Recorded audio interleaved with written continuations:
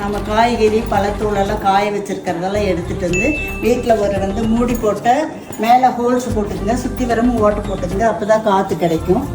பண்ணும்போது என்ன பண்ணணும்னா மணல் கொஞ்சம், ஆற்று மணல் கொஞ்சம் போடுங்க. மணல் கிடைக்காதவங்க மண்புழு உரம் போடுங்க. மண்புழு உரமும் கிடைக்கலன்னா வீட்டில் மாட்டு சாணியெல்லாம் அங்கங்கே போடணும்.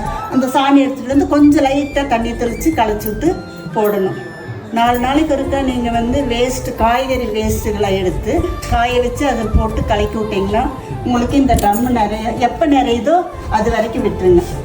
இந்த ட்ரம்மு நிறைஞ்சதுக்கப்புறம் ஒரு 3 மாதம் நீங்கள் திறக்கவே வேண்டாம். அப்படியே வச்சுட்டு 3 மாதம் கழிச்சிங்கன்னா பொடி பொடியாக ஆயிரும், எல்லாமே அப்படியே மக்கிடும்.